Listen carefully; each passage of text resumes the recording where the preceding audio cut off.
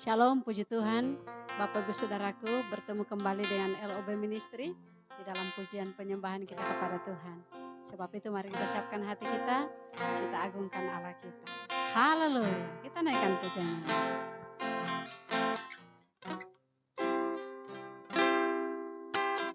Tiada pernah ku ragukan kasih setiamu ya Tuhan. Setiap waktu dalam hidupku tak pernah kau tinggalkan. Meski langit tanpa surah, awan gelap pun menghadap, hadapi badai, lewati gelombang, tak pernah kau tinggalkan diriku.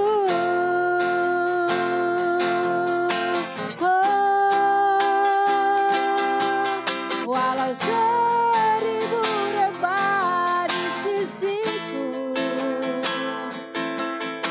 kau tetaplah Allah penolongku.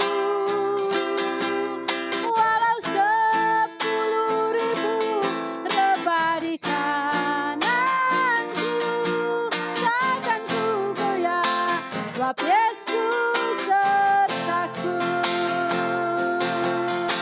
Yesus, walau 1000 rebah di sisiku, kau tetaplah Allah penolongku. Walau 10.000 rebah di kananku, takkan ku goyah, sebab Yesus sertaku. Ini yang kami imani Tuhan hari-hari ini, bahwa Engkau Tuhan yang senantiasa menyertai langkah hidup kami. Engkau Tuhan senantiasa memberkati kehidupan kami, Bapa. Tidak pernah ku ragukan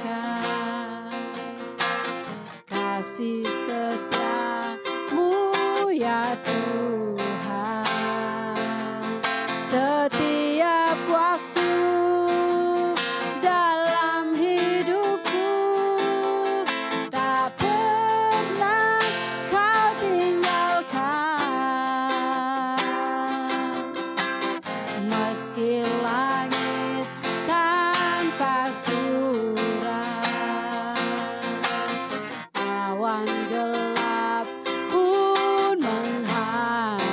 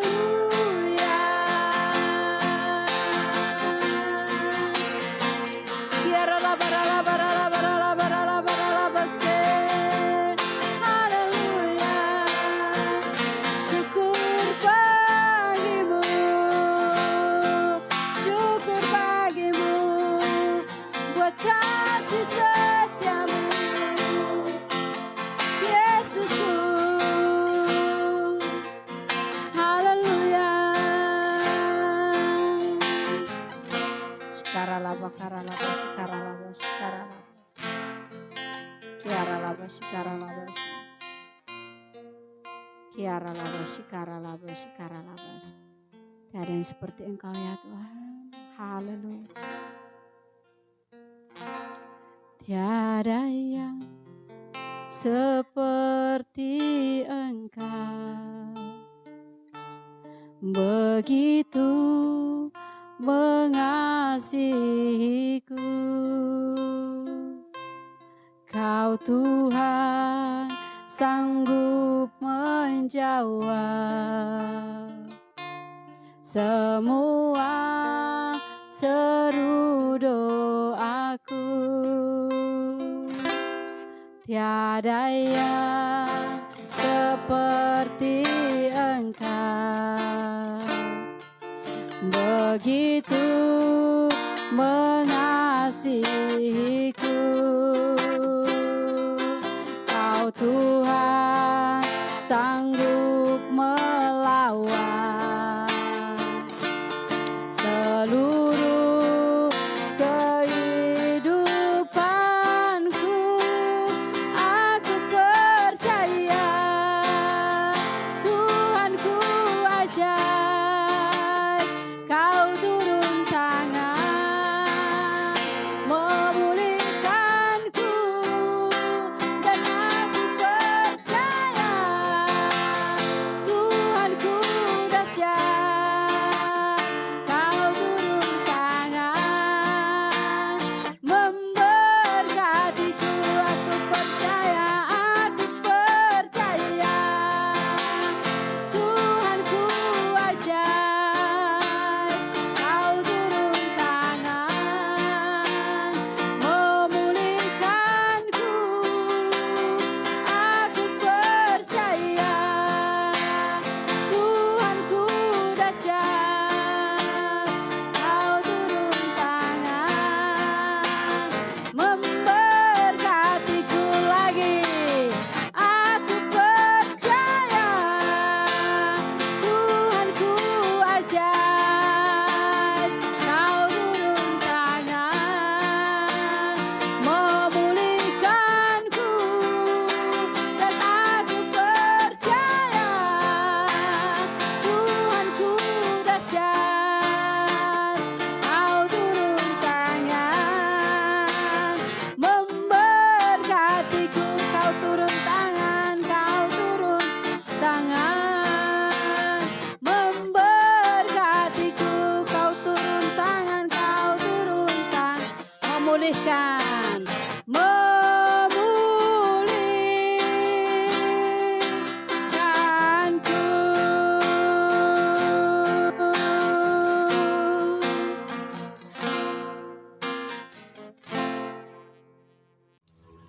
Haleluya. Dari Hotel dan Puncak Bougainville, saya menyapa setiap sahabat LOB Ministry. Shalom, salam dalam kasih Tuhan kita Yesus Kristus. Saya percaya kasih, anugerah, kebaikan Tuhan dalam setiap jalan hidup kita terus alami, dan kasih-Nya tak pernah berhenti, selalu baru setiap hari.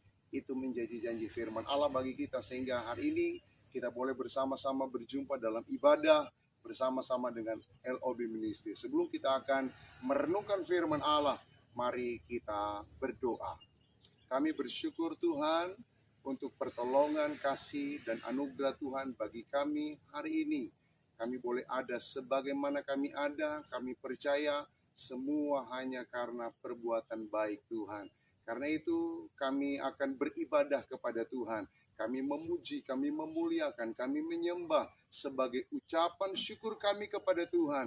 Sebab sungguh Engkau teramat baik dalam hidup kami. Kami tidak dapat membalas dengan apapun yang ada pada kami. Hanya ucapan syukur dan penyembahan yang lahir dari hati kami. Kami mau memuliakan Tuhan. Terpujilah nama-Mu Tuhan. Kami percaya ibadah kami hari ini adalah ibadah yang diberkati oleh Tuhan. Saatnya kami akan mendengarkan firman-Mu yang menjadi kebenaran bagi jalan hidup kami. Firman-Mu adalah Engkau sendiri yang siap untuk mengajar, mendidik, bahkan memberkati kami sehingga kami mampu berjalan di dalam kehendak Tuhan. Terpujilah namamu Tuhan. Kami akan siap sambut firman-Mu. Urapi kami semua. Urapi hamba-Mu dengan pengurapan Tuhan. Urapi pendengaran kami, urapi pikiran dan hati kami. Kami percaya firman-Mu menjadi bahagian kami. Dalam nama Tuhan Yesus, kami akan sambut firman-Mu. Mengucap syukur. Haleluya, puji Tuhan. Amin. Selamat pagi.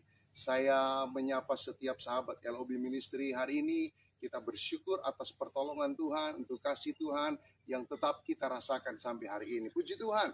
Kita akan bersama-sama baca Alkitab kita. Kita akan awali pemberitaan firman Allah hari ini dalam Matius pasalnya yang ke-18. Kita baca ayatnya yang pertama. Matius pasal 18 ayatnya yang pertama. Demikian firman Tuhan. Setelah Yesus mengatakan semuanya itu, keluarlah ia dari situ bersama-sama dengan murid-muridnya, dan mereka pergi ke seberang sungai Kidron. Di situ ada suatu taman, dan ia masuk ke taman itu bersama-sama dengan murid-murid. Ini adalah peristiwa setelah Yesus berdoa bagi murid-muridnya untuk kesatuan murid-muridnya, bahkan untuk kesatuan gereja.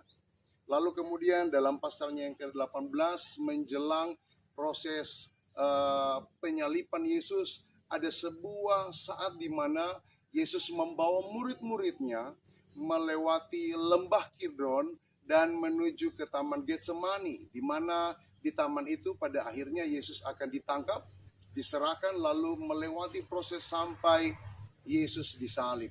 Saudara yang kekasih dalam Tuhan, ini menjadi sebuah hal yang istimewa bagi murid-murid, karena ada dua pengalaman di mana Yesus membawa mereka melalui jalan. Yang pertama melalui lembah Kidron, dan pengalaman masuk di Taman Getsemani.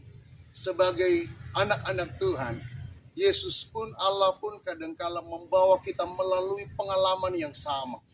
Ada pengalaman melewati lembah Kidron, menyeberangi sungai Kidron, dan juga pengalaman masuk ada di dalam Taman Getsemani. Kita akan sama-sama belajar hari ini tentang firman Allah, di mana pengalaman Yesus membawa murid-murid melalui dua pengalaman ini ternyata memunculkan siapa yang menjadi murid Tuhan yang sejati dan mana yang tidak sejati.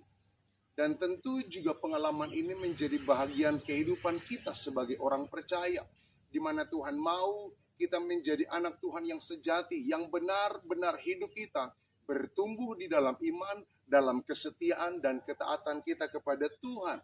Saudara yang kekasih dalam Tuhan, kalau kita belajar tentang Sungai Kidron ini dituliskan dia terletak di sebuah lembah yang sangat dalam. Lembah Kidron diapit oleh dua bukit, ada Bukit Moria dan Bukit Zaitun. Di Bukit Moria terletak kota Yerusalem, dan di Bukit Zaitun terletak Taman Getsemani. Itulah sebabnya kalau orang akan melakukan perjalanan dari Yerusalem ke Getsemani, maka mereka akan melewati lembah Kidron dan menyeberangi sungai Kidron. Begitupun sebaliknya, kalau orang yang ada di Getsemani akan berjalan ke Yerusalem, mereka akan melewati lembah Kidron dan menyeberangi sungai Kidron. Kalau kita belajar tentang arti dari Kidron, dalam bahasa Inggris dipakai kata absurd, yang artinya samar-samar atau kabur. Kalau kita hubungkan dengan keadaan manusia, maka manusia ini adalah manusia yang samar-samar, yang tidak jelas, yang kabur. Dan Tuhan mau kita tidak menjadi anak Tuhan, seorang percaya, orang Kristen yang kabur, yang samar-samar, yang tidak jelas identitasnya. Tuhan mau kita menjadi anak Tuhan yang menunjukkan jati diri kita sebagai orang percaya. Karena dalam Kisah Rasul pasal 11 dituliskan pertama kali disebut Kristen kepada mereka yang menjadi pengikut Kristus. Mereka yang memberitakan Injil sampai mereka membawa kebenaran itu. Dan kelompok ini disebut pertama kali di Antioquia, mereka disebut Kristen. Karena apa? Karena gaya hidup mereka, karena karakter mereka sama seperti Yesus. Itulah sebabnya mereka disebut Kristen, pengikut Kristus. Tuhan mau Kita pun sama seperti itu. Bukan saja label kita Kristen, tetapi karakter kita, hidup kita, gaya hidup kita sama seperti Kristus. Saudara yang kekasih dalam Tuhan, pengalaman Sungai Kidron, pengalaman Lembah Kidron membawa kita untuk menjadi seorang Kristen yang sejati, yang menunjukkan jati diri kita tidak samar-samar, tidak jelas. Katanya Kristen tapi tidak setia beribadah. Katanya Kristen tapi masih melakukan hal-hal dunia. Katanya Kristen tapi masih terikat dengan dosa. No, tapi kita harus menunjukkan jati diri kita sebagai pengikut Kristus. Saudara yang kekasih dalam Tuhan, ada sebuah peristiwa dalam 2 Samuel pasalnya yang ke-15, di mana ternyata Daud pun pernah melalui pengalaman melewati Lembah Kidron dan menyeberangi Sungai Kidron. 2 Samuel pasal 15, saya baca ayat 23. Seluruh negeri menangis dengan suara keras ketika seluruh rakyat berjalan lewat. Raja atau Daud menyeberangi Sungai Kidron dan seluruh rakyat berjalan ke arah padang gurun. Ayat 30 dalam 2 Samuel pasal 15. Daud mendaki Bukit Zaitun sambil menangis. Kepalanya berselubung dan ia berjalan dengan tidak berkasut. Juga seluruh rakyat yang bersama-sama dengan dia masing-masing berselubung kepalanya dan mereka mendaki sambil menangis. Ini ada peristiwa ketika Absalom anak Daud mencoba merebut tahta kerajaan Daud. Dia ingin menggantikan Daud ayahnya sebagai raja dengan cara merebut hati rakyat. Bahkan dia ingin mengkudeta, merebut secara paksa tahta kerajaan Daud. Dan ketika hal itu terjadi, justru Daudlah yang meninggalkan Yerusalem. Dan dia berjalan melewati Lembah Kidron, Sungai Kidron, sambil menangis. Bahkan berselubung, kepala mereka berselubung. Karena apa? Ada rasa sedih, ada rasa malu. Karena anaknya sendiri itu merebut kekuasaan dari Raja Daud. Saudara yang kekasih dalam Tuhan, ternyata pengalaman melewati Lembah Kidron adalah sebuah pengalaman yang bagi daging kita mungkin tidak nyaman. Kita harus mengalami pengalaman berurai air mata. Kita bersedih, kita menangis. Ada sebuah hal yang membuat kita mencucurkan air mata sama seperti Daud. Tetapi sebenarnya kalau kita belajar tentang hal ini, pengalaman ini justru akan menjadikan kita seorang yang jelas di hadapan Tuhan. Saudara yang kekasih dalam Tuhan, pengalaman Sungai Kidron ternyata memunculkan seorang yang namanya Ahitofel. Kalau saya baca ayat yang ke-31, ketika kepada Daud dalam 2 Samuel pasal 15 dikabarkan demikian, Ahitofel ada di antara orang-orang yang bersepakat dengan Absalom. Maka berkatalah Daud, gagalkanlah kiranya nasihat Ahitofel itu, ya Tuhan. Ahitofel ini adalah seorang penasehat Raja Daud. Seorang yang dipercaya oleh Daud. Seorang yang pasti tahu apa yang menjadi hal selama Daud menjadi raja. Seorang yang paling dekat dengan Daud.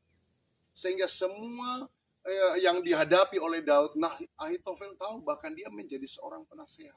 Tapi ternyata melalui pengalaman Lembah Kidron, Daud tahu siapa Ahitofel. Dia adalah seorang yang munafik, seorang yang membelot.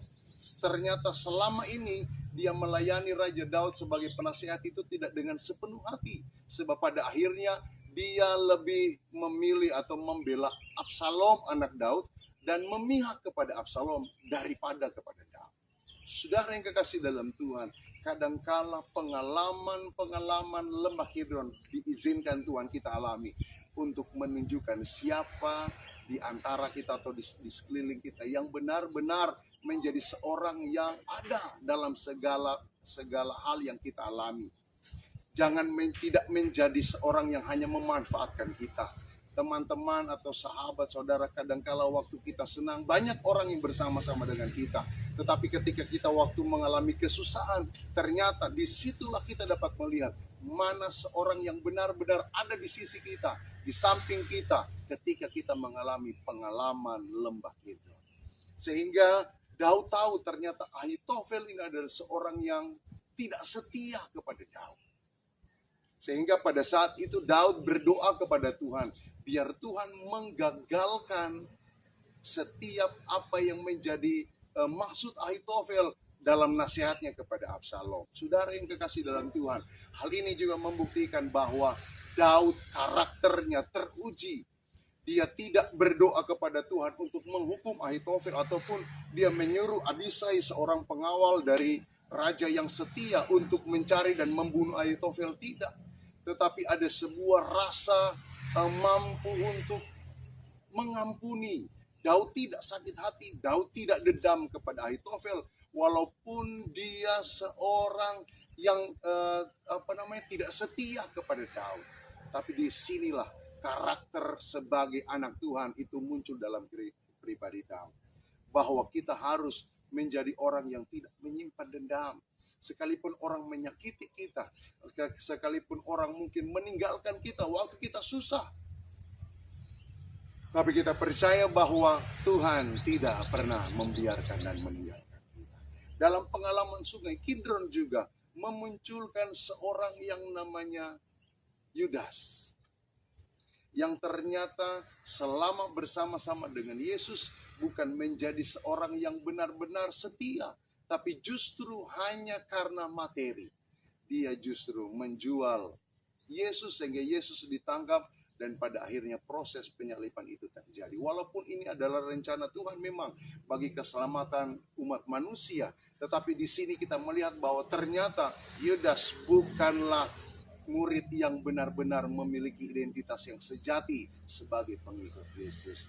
Pengalaman Lembah Kidron akan memunculkan karakter kita yang benar di hadapan Tuhan. Saudara yang kekasih dalam Tuhan, kembali kepada firman Allah dalam Yohanes pasal 18. Di sana kita melihat bahwa setelah murid-murid dibawa untuk melewati Lembah Kidron, lalu kemudian murid-murid masuk ke Taman Getsemani. Taman Getsemani dalam bahasa aslinya memiliki arti alat pemerasan. Di sana banyak terdapat pohon zaitun, dan di sanalah tempat di mana buah zaitun itu diperas. Saudara yang kekasih dalam Tuhan, setelah melewati pengalaman Lembah Kidron, Yesus juga membawa murid-murid melewati pengalaman Taman Getsemani. Kita pun Tuhan bawa melalui pengalaman Taman Getsemani untuk sekali lagi menunjukkan identitas kita sebagai orang yang percaya atau pengikut Kristus. Dalam hal ini kita bisa melihat Yudas seperti yang saya sampaikan tadi. Akhirnya di Taman Getsemani, Yudas memberi ciuman kepada Yesus, bukan ciuman kasih, tetapi ciuman yang membawa kepada penangkapan Yesus. Sebuah ciuman yang palsu, sebuah kasih yang pura-pura. Saudara yang kekasih dalam Tuhan, kita belajar tentang sesuatu yang benar melalui pengalaman Taman Getsemani. Kalau kita belajar, saudara, Yesus pernah melewati pengalaman ini. Di taman itu Yesus dalam pergumulannya yang berat, dikatakan dia berdoa kepada Bapa. Bahkan dalam pergumulan yang berat itu titik-titik peluhnya menjadi titik-titik darah. Karena apa? Beratnya pergumulan. Dan ada sebuah doa Yesus di Taman Getsemani di mana dia berkata, Bapa, kalau boleh cawan ini lalu daripadaku, tetapi bukan kehendakku, melainkan kehendakmu yang jadi. Melalui pengalaman Taman Getsemani, kita belajar tentang berserah sepenuhnya pada kehendak Bapa di sorga. Memang kadangkala apa yang Tuhan izinkan kita alami, kadangkala tidak sesuai dengan apa yang kita bayangkan, kita harapkan, atau mungkin beda dengan apa yang kita doakan. Itu jelas dalam Yesaya pasal 55 kalau tidak salah, dikatakan firman Allah, rancanganmu bukan rancanganku, jalanmu bukan jalanku, seperti tingginya langit dari bumi. Demikianlah rancangan dan jalan Tuhan dalam hidup kita. Tuhan ingin membawa kita untuk berserah sepenuhnya pada kehendak Allah. Kita percaya kepada kehendak Allah. Kenapa? Sebab Allah lah satu-satunya pribadi yang tahu apa yang terbaik bagi hidup saudara, bagi hidup saya. Tuhan yang tahu waktu yang paling terbaik untuk menolong dan menyelesaikan apa yang menjadi pergumulan kita. Sekian lama kita berdoa, sekian lama kita bergumul, tapi saya yakin bahwa Tuhan tidak pernah membiarkan kita. Ada waktu yang tepat di mana Tuhan tahu hal itu yang terbaik bagi hidup kita. Pengalaman Taman Getsemani membawa murid-murid semakin menunjukkan jati diri mereka, semakin mereka mengasihi Tuhan, semakin mereka menunjukkan kualitas iman, percaya pada kehendak Tuhan yang sempurna. Saudara yang kekasih dalam Tuhan, pada akhirnya kita tahu bersama bahwa akhirnya murid-murid menunjukkan mana yang sejati, mana yang tidak. Mana yang akhirnya Petrus pun sempat menyangkal Yesus melalui peristiwa itu. Tetapi yang kita dapat lihat bahwa Petrus menyadari kesalahannya dan dia kembali kepada Tuhan. Pengalaman Lembah Kidron dan pengalaman Taman Getsemani sekali lagi akan menunjukkan identitas kita yang benar sebagai anak-anak Tuhan. Jadilah Kristen yang sejati. Jadilah seorang Kristen yang bukan cuma label, tetapi gaya hidup kita, karakter kita sama seperti Yesus. Kita menunjukkan ketaatan kita, kesetiaan kita, kasih kita sepenuhnya kepada Tuhan. Bahkan kita menjadi seorang yang memiliki kualitas iman yang benar di hadapan Tuhan. Puji Tuhan, firman Allah yang saya sampaikan sampai di sini. Saya percaya mungkin hari ini saudara mengalami pengalaman Lembah Kidron atau pengalaman Taman Getsemani. Tetaplah kuat sebab Tuhan selalu menyertai kita. Haleluya. Kita akan menjadi seorang yang benar-benar menunjukkan saya adalah seorang yang terus dibentuk oleh Tuhan lewat pengalaman-pengalaman itu untuk menunjukkan jati diri kita yang benar. Sama seperti Ayub. Kalau ia menguji aku akan timbul seperti emas. Puji Tuhan. Haleluya. Mari kita berdoa. Segala pujian syukur kami naikkan kepadamu Tuhan, untuk kasih dan kebaikan Tuhan bagi kami. Kami percaya firman-Mu, hamba-Mu telah berhenti untuk menyampaikan dalam keterbatasan hamba-Mu. Tapi Roh Kudus akan terus membaharui firman-Mu, sehingga firman-Mu akan menjadi suluh bagi langkah kami, menjadi pelita bagi jalan kami. Kami terus berjalan dalam kebenaran firman Allah. Engkau mendidik kami, Engkau mengajar kami, menyatakan kesalahan, bahkan mengajar kami untuk hidup di dalam kebenaran firman Allah. Terpujilah nama-Mu Tuhan. Hamba-Mu berdoa, kiranya firman ini menjadi rema.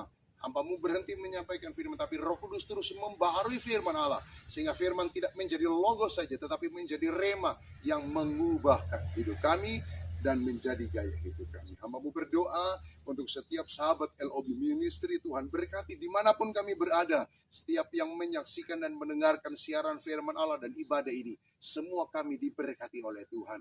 Walaupun Tuhan izinkan kami mengalami pengalaman Lembah Kidron atau pengalaman masuk di Taman Getsemani, tapi kami percaya Tuhan merancang segala sesuatu yang terbaik bagi hidup kami. Berkati LOB Ministry dalam pelayanan, Tuhan terus pakai untuk menjadi alat Tuhan, menyampaikan kebenaran firman Allah dengan kekuatan dan pengurapan Tuhan. Setiap pelayan-pelayan Tuhan yang terlibat di dalamnya, Tuhan terus pakai dan urapi kami semua menjadi alat bagi kemuliaan Tuhan. Terpujilah nama-Mu Tuhan. Berkati kami semua, kami percaya setiap hari-hari hidup kami akan berjalan dalam kekuatan dan berkat kasih karunia Tuhan. Berkati bangsa negara kami, bangsa Indonesia yang kami cintai. Berkati pemerintah kami dari pusat sampai daerah, dari yang tertinggi sampai yang terendah. Kami melepaskan berkat. Berkatilah bangsa Indonesia. Berkatilah setiap provinsi yang ada di Sulawesi, di Indonesia. Berkati dimanapun tempat kami berada. Melayani Tuhan dalam pengiringan kesetiaan kami kepada Tuhan. Biar kami menjadi seorang Kristen yang sejati, yang memunculkan karakter Kristus dalam setiap langkah hidup kami. Terpujilah nama-Mu Tuhan. Hamba-Mu saat ini berada di Hotel Puncak Bougainville. Tuhan berkati tempat ini. Tuhan berkati hamba-hamba-Mu yang menjadi pemilik dari tempat ini. Tuhan berkati. Berkatilah Morowali Utara. Berkatilah Sulawesi Tengah. Berkatilah Indonesia. Kami percaya kasih karunia Tuhan, kemuliaan Tuhan dinyatakan di Indonesia dan di setiap daerah kami. Terpujilah nama-Mu Tuhan. Kami bersyukur, kami sudah berdoa, kami sudah terima firman-Mu. Dalam nama Tuhan Yesus, Tuhan Juru Selamat kami. Haleluya, puji Tuhan. Amin. Kami bersyukur, saya bersyukur hari ini boleh bersama-sama melayani sekali lagi dari Hotel Puncak Bougainville di Kolonodale, Morowali Utara, Sulawesi Tengah. Saya menyapa dalam salam, dalam kasih Tuhan kita Yesus Kristus. Kiranya berkat anugerah Tuhan menyertai kita senantiasa. Haleluya. Puji Tuhan.